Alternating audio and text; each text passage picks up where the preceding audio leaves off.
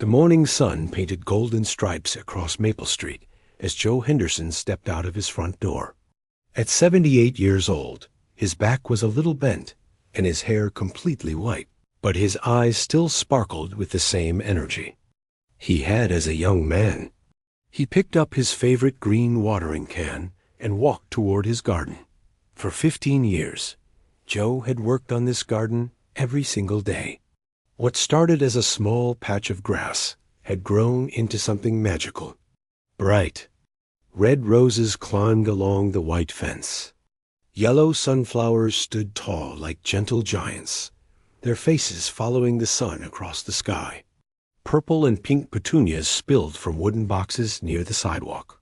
Behind them, neat rows of tomato plants, heavy with red fruit, stretched toward the back of the yard. Joe loved his morning routine. He would water each plant slowly, checking for bugs or diseases. He talked to his flowers like old friends. "Good morning, ladies," he would say to his roses. "You're looking beautiful today." The neighbors thought it was cute how Joe treated his plants like family. Lisa Martinez walked out of the house carrying a cup of coffee. She was Joe's granddaughter, 32 years old, with dark hair and kind eyes, just like her grandmother Helen. 2 years ago, Lisa and her husband Mike had moved into Joe's house to help take care of him. But really, Joe took care of them just as much. "Morning, Grandpa," Lisa said, sitting on the front steps. "The garden looks amazing. Mrs. Johnson from across the street told me yesterday that people drive by just to look at your flowers." Joe smiled and continued watering his tomatoes. "Your grandmother always said a garden is like happiness. The more you share it, the more it grows." Mike came out next, holding his work bag and car keys. He was a tall man with friendly brown eyes who worked as a teacher at the local elementary school. "Hey, Joe, the kids at school are still talking about the vegetables you brought last week. Tommy Chun asked if you could teach his class how to grow carrots." "I would love that," Joe said. "Children should know where their food comes from." "When I was young, every family had a garden. The Henderson Garden was famous in their neighborhood of Willowbrook Community. People walking there. Dogs would stop to chat with Joe. Joggers would slow down to smell the roses. Children on their way to school would wave, and sometimes Joe would give them a fresh tomato or apple to take for lunch. Mrs. Betty Clark, who had been the president of the Homeowners Association for 8 years, often bragged about Joe's garden. At community meetings, "We are so lucky to have Mr. Henderson," she would say. "His garden makes our whole neighborhood more beautiful. Property values have gone up because people want to live near his flowers." The Homeowners Association, or HOA, was a group that made rules for the neighborhood. They decided what colors people could paint their houses, how tall fences could be, and where people could park their cars. Most of the time, the HOA was helpful. They organized block parties, kept the community pool clean, and made sure everyone followed basic rules that kept the neighborhood nice. Joe had never had problems with the HOA. When he first planted his garden 15 years ago, he asked permission and followed all the rules. The garden brought so much joy to everyone that no one ever complained. In fact, the HOA often used pictures of Joe's house in their welcome packets for new residents. But everything was about to change. 3 months ago, Mrs. Clark had moved to Florida to be closer to her daughter. The HOA needed a new president, and only one person volunteered for the job. His name was Greg Palmer, and he had just moved to Willowbrook after retiring from his job as a corporate manager. Greg was 55, years old, tall and thin, with gray hair that he combed perfectly every morning. He wore expensive suits even when he was just walking around the neighborhood. He had very strong opinions about how things should be done, and he was not afraid to share those opinions with everyone. During his first week as HOA president, Greg walked around the entire neighborhood with a clipboard and measuring tape. He took pictures of every house and wrote down notes about anything he thought was wrong. He measured fence heights, counted the number of flowers in front yards, and even checked if house numbers were the exact right size dot at his first community. Meeting as president, Greg stood at the front of the room with a thick folder of papers. "Ladies and gentlemen," he announced in a loud, serious voice, "this community has been too relaxed about following rules. I plan to change that immediately." The room was quiet. People looked at each other with confused faces. Mrs. Johnson raised her hand. "What do you mean, Mr. Palmer? Our neighborhood has always been very nice and peaceful." Greg opened his folder and pulled out a long list. "I have documented over 40 violations of HOA regulations. Mailboxes that are 2 inches too tall. Gardens that extend beyond property lines. Children's toys left in front yards overnight. This stops now." Mr. Davis, an elderly man who lived at the end of the street, stood up slowly. "We've all been neighbors for years. We help each other and look out for each other. Isn't that more important than whether a mailbox is exactly the right height?" Greg's face became red with anger. "Rules exist for a reason, Mr. Davis. When people ignore small rules, soon they ignore all rules. I will not let this community fall apart on my watch." After the meeting, people gathered in small groups in the parking lot. They whispered to each other about Greg's harsh tone and long list of violations. Many felt worried about what would happen next. Joe had not been at the meeting that night. He had been at home reading bedtime stories to his great-grandson Tommy, who was visiting for the weekend. He had no idea that his peaceful life was about to be turned completely upside down. The next morning, Joe woke up early, as always, and walked outside to tend his garden. The sun was shining, the birds were singing, and his flowers looked more beautiful than ever. He had no way of knowing that Greg Palmer was already planning to destroy everything he had spent 15 years building. Greg Palmer woke up at exactly 6 o'clock every morning. He put on his dark blue suit, combed his gray hair perfectly, and walked outside with his clipboard and measuring tape. His mission was simple. He wanted to make Willowbrook Community the most organized and rule-following neighborhood in the entire city. On his first morning patrol, Greg walked slowly down Maple Street. He stopped at every house and took pictures. Mrs. Johnson's garden gnome was 3 inches too close to the sidewalk. The Williams family had left their bicycles on their front porch overnight, which was against the rules. Mr. Davis had painted his mailbox dark green instead of the required black color. But when Greg reached the Henderson house, he stopped and stared. Joe's beautiful garden filled the entire front yard. Colorful flowers bloomed everywhere. Vegetable plants grew in neat rows. A small wooden bench sat under an apple tree, where Joe liked to rest and watch the sunset. Greg pulled out his rule book and flipped through the pages quickly. His face grew red as he read. According to his interpretation of the rules, Joe's garden broke at least 6 different regulations.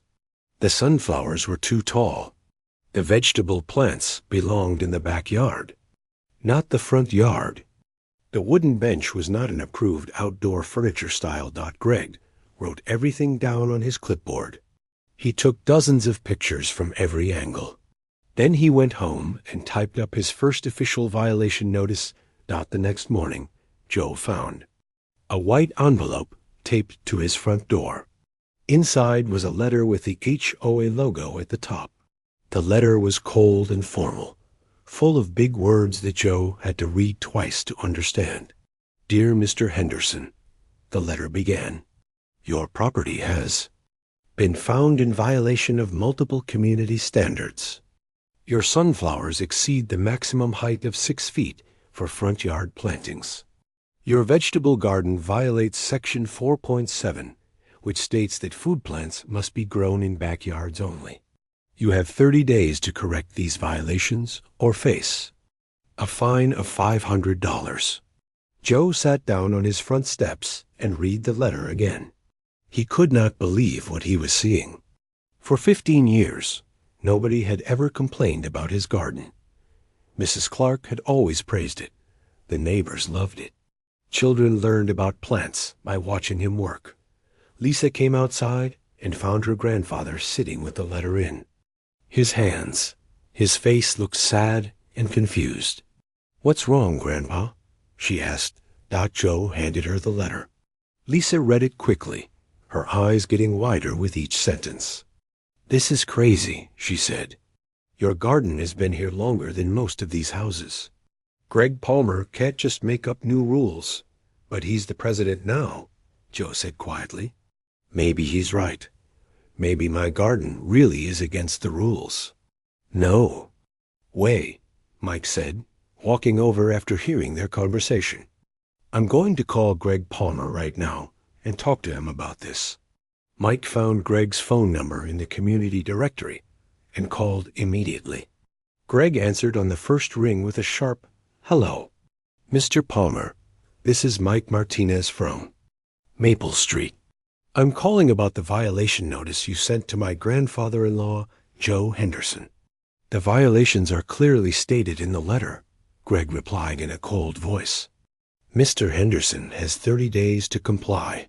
But his garden has been there for 15 years, Mike explained. The previous HOA president never had any problems with it. The whole neighborhood loves it." "I am not the previous president," Greg said firmly. "I follow the rules exactly as they are written. No exceptions, no special treatment. If Mr. Henderson wants to garden, he can do it in his backyard like everyone else." "Can we at least meet and discuss this?" Mike asked. "Maybe we can find a compromise." "There is nothing to discuss," Greg answered. "Compliance is not negotiable. Good day." Greg hung up the phone before Mike could say another word. That evening, word spread quickly through the neighborhood about Joe's violation notice. Mrs. Johnson called Lisa to ask if it was true. The Williams family stopped by to offer their support. Mr. Davis walked over with a plate of cookies and a concerned expression. "This is ridiculous," Mrs. Johnson said, standing in Joe's garden. "Your grandfather's flowers make this whole street beautiful. My house is worth more money because people love living near this garden." "Greg Palmer is trying to change everything," Mr. Davis added. "He's already sent violation notices to half the neighborhood. He told the Chun family they can't have a basketball hoop in their driveway anymore." Joe listened to his neighbors talk, but he remained quiet. He had lived through many difficult times in his 78 years. He had learned that sometimes the best response to an angry person is patience and kindness. The next Saturday morning, Joe was watering his tomatoes when Greg Palmer walked across his front yard. Greg carried his clipboard and camera as always. He wore his expensive suit even though it was the weekend. "Mr. Henderson," Greg said in a loud voice, "I see you have not begun removing the violation items from your property." Joe turned around slowly and smiled. "Good morning, Mr. Palmer. Would you like some fresh tomatoes? These plants have been very productive this year." Greg ignored the friendly offer. "You have 3 weeks left to comply with the violations. I suggest you start removing the illegal plants immediately." "Illegal plants?" Joe asked gently. "These flowers and vegetables have brought joy to our neighborhood for many years. Children learn about nature by watching them grow. Neighbors share the vegetables when there is too much for my family to eat." "I don't care about any of that," Greg replied harshly. "Rules are rules. Either you follow them or you pay the fines. It's that simple." Joe continued watering his plants calmly. "Mr. Palmer, can I ask you something? When you look at this garden, what do you see?" "I see violations," Greg answered immediately. "I see property that doesn't follow community standards. I see someone who thinks they're above the rules that everyone else has to follow." Joe nodded thoughtfully. "I understand. When I look at this garden, I see my late wife Helen planting roses on our first wedding anniversary. I see my granddaughter Lisa learning to grow carrots when she was 5 years old. I see neighbors stopping to chat and children discovering where food comes from. Greg's face remained hard and unmoved. Your sentimental stories don't change the rules, Mr. Henderson. You have 3 weeks. Greg turned and walked away, leaving Joe standing alone among his beautiful flowers. Joe watched him go, then continued his morning watering routine. He had faced bullies before in his long life. He knew that sometimes the strongest response was not to fight back with anger, but to stand firm with dignity and let the truth speak for itself. But Joe also knew that Greg Palmer was not finished with him. This was only the beginning of what would become a much bigger battle. 3 days after Greg Palmer's first visit, another white envelope appeared on Joe's front door. This time, the letter was even longer and more demanding. Greg had found new violations. Joe's garden hose was coiled too close to the sidewalk. His wooden plant markers were not the approved type. Even his small pile of leaves behind the tool shed was now called unauthorized composting. Joe read the letter twice, shaking his head in disbelief. Lisa found him sitting at the kitchen table, with all the violation notices spread out in front of him. "Grandpa, this is getting out of hand," Lisa said, sitting down beside him. "Greg is making up problems that don't exist." "Maybe I should just remove everything," Joe said sadly. "I don't want to cause trouble for you and Mike. This is your house now." "Don't you dare give up," Lisa replied firmly. "This garden is part of our family history. Mom learned to love plants by working with you here. I learned from watching both of you. We're not letting some angry man destroy that." Mike came home from school that afternoon with news from other neighbors. The Chun family got fined for having their trash cans visible from the street, he told Joe and Lisa. Mrs. Johnson was cited because a rose bush grows over the property line by 2 inches. Greg is going after everyone. "Someone needs to stop him," Lisa said angrily. That weekend, Mike spent hours researching the original HOA documents that all homeowners had signed when they bought their houses. He printed out every page and highlighted the important sections. What he discovered made him very excited.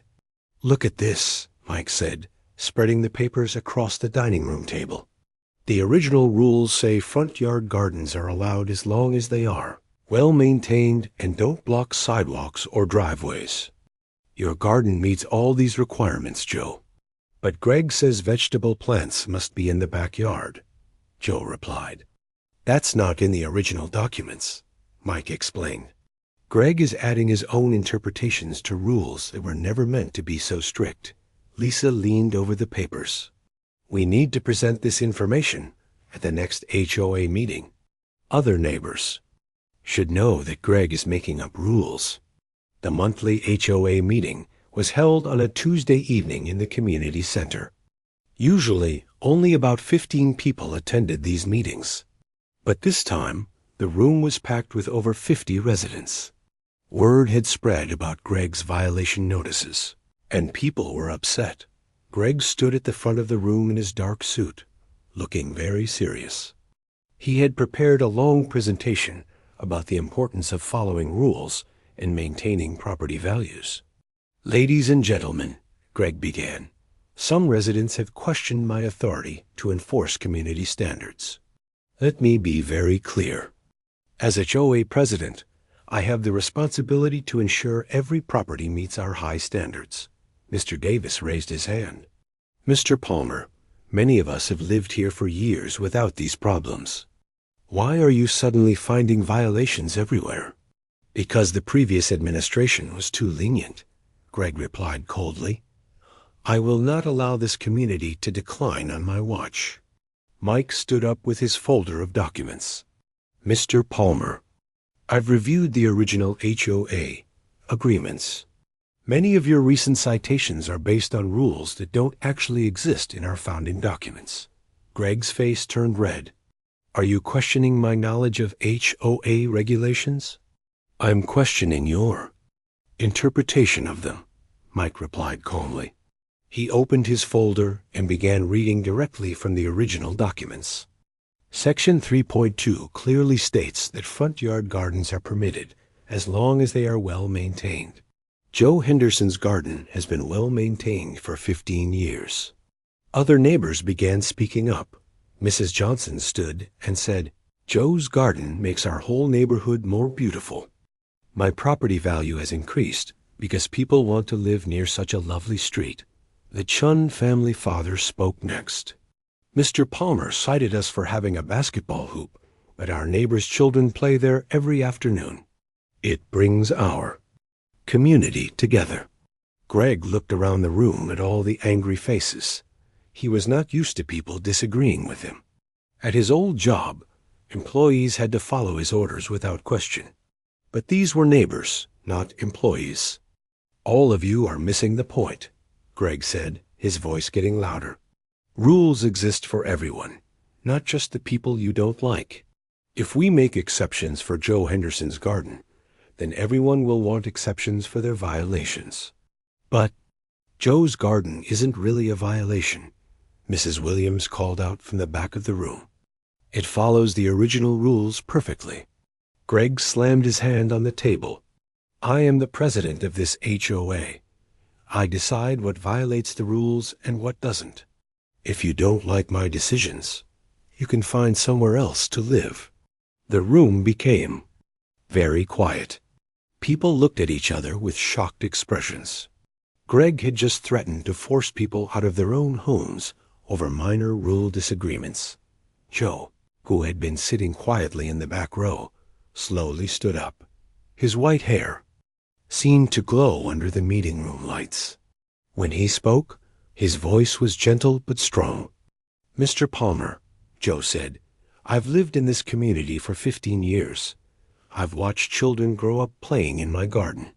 I've shared vegetables with families during hard times. I've made friends with people from many different backgrounds." "Who stopped to admire the flowers," Greg interrupted him. "Your personal stories don't change the rules, Mr. Henderson." Joe continued as if Greg hadn't spoken. "When my wife Helen was sick, neighbors brought us meals and sat with us in the garden because it brought her peace. When Lisa's family needed help, the community welcomed them with open arms. That's what makes a neighborhood strong. Not rules and fines and threats." "I don't care about your sob stories," Greg snapped. "Either comply with the violations or face the consequences." Joe looked around the room at all his neighbors. Many of them had tears in their eyes. "Mr. Palmer, I'm an old man. I don't have many fights left in me. But I won't let you destroy something beautiful just because you have the power to do it." Greg gathered his papers and headed toward the door. Before leaving, he turned back to face the room. "You have 2 weeks, Henderson. Remove the violations or I'll take legal action. And that goes for everyone else, too. This meeting is over." After Greg left, the neighbors surrounded Joe with hugs and words of support. But Joe felt worried. Greg Palmer had more power than anyone else in the room, and he clearly planned to use every bit of it to win this fight. Joe just hoped that kindness and community spirit would be enough to protect the garden he and Helen had built with so much love. The morning after the HOA meeting, Joe woke up feeling tired and worried. He had not slept well because Greg Palmer's angry words kept playing in his mind. 2 weeks to remove his garden or face legal action. Joe had never been threatened with a lawsuit before in his entire life. He put on his old gardening clothes and walked outside as he did every morning. But today felt different. The flowers looked the same, the sun was shining the same way, but Joe felt a heavy sadness in his heart. He began watering his roses, wondering if this might be one of the last times he would care for them. Tommy Martinez, Lisa's 8-year-old son, came running across the yard with his backpack. He was Joe's great-grandson, a cheerful boy with dark Hair and bright, curious eyes, just like his great-great-grandmother Helen. "Great-Grandpa Joe," Tommy called out, "can you help me with my school project today after school?" Joe smiled for the first time that morning. "Of course, Tommy. What kind of project?" "We have to make a video about someone in our family who does. Something important. I want to make it about you and your garden. My teacher says you're like a neighborhood hero." Joe felt his eyes getting watery. "I don't know if I'm a hero, Tommy, but I would love to help with your project." That afternoon, Tommy set up his mother's phone on a small tripod near the garden. He had written down questions on a piece of paper, and he interviewed Joe like a real reporter. "Tell me about your garden, Great-Grandpa," Tommy said, holding. The phone steadied. Joe talked about how he and Helen had planted the first roses together 30 years ago. He explained how different vegetables grow in different seasons. He showed Tommy the apple tree, where birds like to build their nests every spring. "Why do you love gardening so much?" Tommy asked. "Because gardens are like hope," Joe answered. "You plant something small, you take care of it every day, and it grows into something beautiful that makes the whole world a little bit better." Tommy was recording everything when they heard loud footsteps on the sidewalk. Greg Palmer was walking toward them with his clipboard and camera as usual. But today he looked even angrier than before. "Mr. Henderson," Greg called out loudly, "I see you're still ignoring the violation notices. This is your final warning." Joe stood up slowly from where he had been kneeling by his tomato plants. "Good afternoon, Mr. Palmer. Tommy here is working on a school project about gardening." Greg barely looked at the boy. "I don't care what you're doing. You have 10 days left to remove these illegal plants. After that, I'm filing a lawsuit against you and your family." Tommy kept recording without realizing how important this moment would become. His young eyes were wide as he listened to the angry man yelling at his beloved great-grandfather. "Mr. Palmer," Joe said calmly, "this garden feeds people. Mrs. Johnson takes tomatoes for her grandchildren when they visit. The Williams family uses my herbs for cooking. The Chun children learn about nature by helping me plant seeds." "I don't care who eats your vegetables," Greg snapped. "Rules are rules. You think you're special, but you're not. You're just an old man who refuses to follow the law." Joe's face remained gentle, but his voice became a little stronger. "I'm not asking to be special, Mr. Palmer.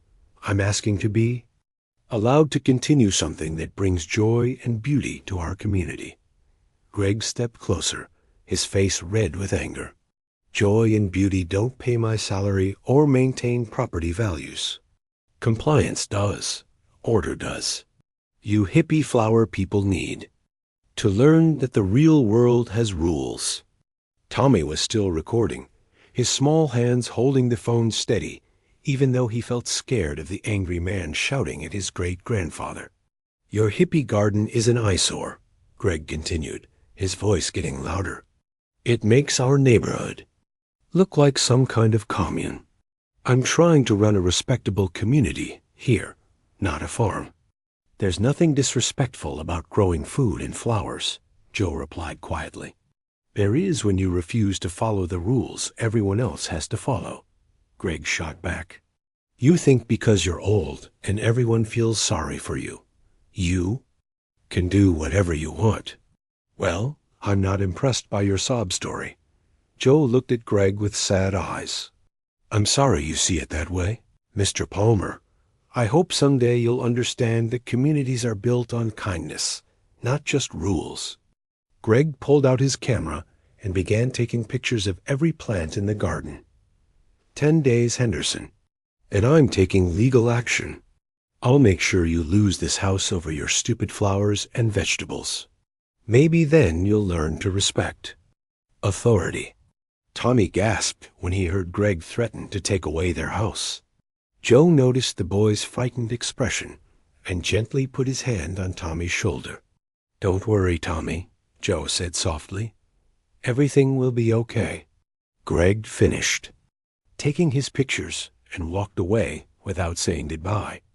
Tommy stopped recording and looked up at his great-grandfather with worried eyes. "Great-grandpa, is that mean man really going to take our house away?" Joe knelt down to Tommy's level and spoke in a gentle voice.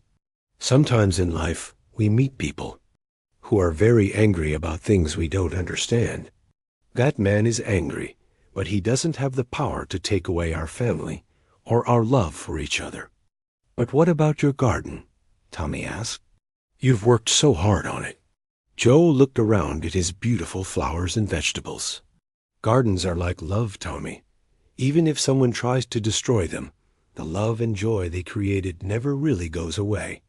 That evening, Lisa found Joe sitting in his favorite chair, staring out the window at his garden. He looked older and more tired than she had ever seen him. "Grandpa, we can't let Greg Palmer bully you like this," Lisa said, sitting beside him. Joe was quiet for a long moment. Then he said, "I've been thinking about your grandmother, Helen.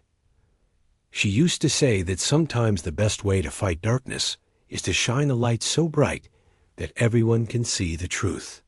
"What do you mean?" Lisa asked. Joe was holding Tommy's phone, which the boy had left behind after finishing his school project. "Maybe it's time to let more people see what's really happening here." Tommy recorded everything that happened today, including Mr. Palmer's threats. Lisa looked at the phone and then at her grandfather. "Are you thinking what I think you're thinking?" Joe nodded slowly. "Helen always said I was too shy about sharing the good things in life. Maybe it's time to stop being shy."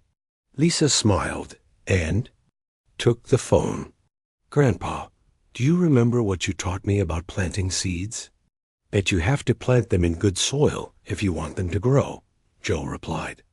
"Well," Lisa said, looking at the video Tommy had recorded, "I think I know where we can find some very good soil for this particular seed." Joe looked at his granddaughter with curiosity and hope in his tired eyes. For the first time since this whole fight began, he felt like maybe they had a chance to save his garden after all. That evening, Lisa sat at her laptop while Joe watched nervously from his favorite chair. Tommy's video was still on the phone, showing Greg Palmer's angry threats and Joe's gentle responses. Lisa had never posted anything on social media about their family problems before, but this felt different. "I'm scared, Lisa," Joe admitted. "I've never been on the internet before. What if this makes things worse?" "Grandpa, Greg Palmer is counting on you being too scared to fight back," Lisa said gently. "But sometimes good people need to stand up to bullies, not just for themselves, but for everyone else who's being treated badly." Lisa carefully typed a message to go with Tommy's video. She wrote about Joe's 15 years of gardening, how the neighborhood children learned about plants from him, and how he shared vegetables with families who needed food. She explained that Greg Palmer was threatening to sue an elderly man over flowers and tomatoes that brought joy to everyone. "Your grandmother always said that truth is like sunlight," Joe said softly. "It helps good things grow and makes bad things wither away." Lisa smiled and showed Joe the message she had written. "Should we plant this seed, Grandpa?" Joe took a deep breath and nodded. "Let's see what grows." Lisa clicked the share button and posted the video on her social media page. She also sent copies to her friends and asked them to share it with their friends.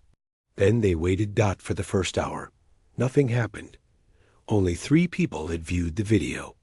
Joe started to think maybe this internet idea was not going to work. But by bedtime, the video had been shared 50 times. When Joe woke up the next morning, Lisa was already at her laptop with an excited expression on her face. "Grandpa, you need to see this," Lisa said, showing him the computer screen. "The video has been shared over 2,000 times. People from all over the city are commenting and supporting you." Joe put on his reading glasses and looked at the screen. Messages were pouring in from strangers who loved gardens, people who had problems with their own HOA bullies and neighbors from other communities who wanted to help. "This is amazing," Joe said, reading comment after comment of support. "I had no idea so many people cared about gardens and community kindness." By lunchtime, a reporter from the local television news called Lisa's phone. She wanted to interview Joe about his garden and the HOA dispute.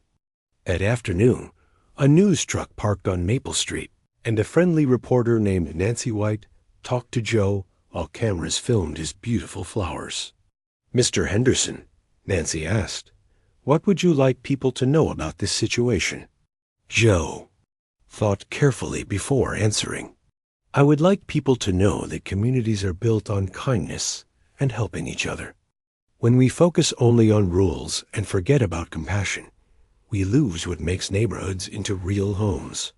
The news story aired that evening on 3 different television stations.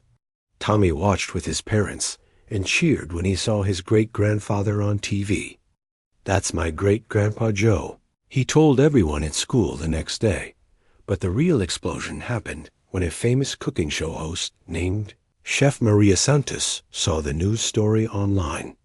She had millions of followers on social media, and she loved supporting local communities and home gardeners. Chef Maria drove to Willowbrook the next morning and surprised Joe while he was watering his tomatoes. She brought a camera crew and asked if she could cook something using vegetables from his garden. "I would be honored," Joe said, smiling widely as Chef Maria picked fresh tomatoes, peppers, and herbs. Chef Maria posted pictures and videos of herself cooking with Joe's vegetables. She wrote, "This is what America looks like at its best. Community gardens, kind neighbors, and beautiful food growing with love. We need to protect people like Joe Henderson." Within hours, Chef Maria's post had been shared over 100,000 times. The hashtag Save Joe's Garden started trending on social media. News stations from across the country called asking for interviews. People began driving to Willowbrook just to see Joe's famous garden and take pictures. Greg Palmer's phone would not stop ringing. His former coworkers saw the videos and called to ask if he was really threatening to sue an elderly man over flowers. His neighbors in Willowbrook started avoiding him when they saw him walking around with his clipboard. The worst moment for Greg came when his own daughter called from college. She had seen the viral videos and was embarrassed that her father was being called a bully on national television. "Dad, what are you doing?" she asked. "That sweet old man's garden is beautiful. Why are you being so mean to him?" Greg tried to explain about rules and property values, but his daughter interrupted him. "Dad, you sound like those mean people who used to pick on kids at my school. This isn't about rules. This is about you being cruel to someone who can't fight back." After hanging up with his daughter, Greg sat alone in his house, feeling angry and confused. Everything he thought was right and important suddenly seemed wrong when the whole world was watching. The pressure became too much when Greg's former employer received hundreds of phone calls from angry customers. Even though Greg had retired, people were threatening to boycott the company unless they publicly condemned his behavior. On Friday evening, exactly 1 week after Lisa posted Tommy's video, the HOA held an emergency meeting. The community center was packed with neighbors, reporters, and visitors who had come to support Joe. The other HOA board members stood at the front of the room looking nervous. Mrs. Chun, who served as vice president, read from a prepared statement. After careful review of recent events and community feedback, the HOA board has voted to remove Greg Palmer from his position as president.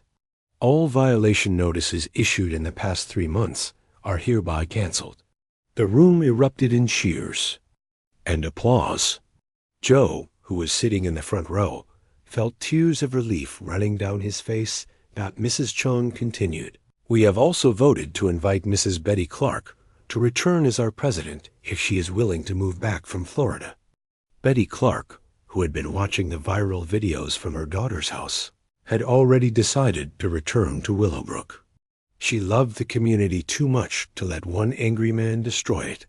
Greg Palmer quietly moved away from Willowbrook too. Months later, he never apologized to Joe or anyone else, but the neighborhood was peaceful again without his constant complaints and threats. Joe's garden became more famous than ever. Gardening clubs organized visits to learn from him. Schools brought children to see how vegetables grow.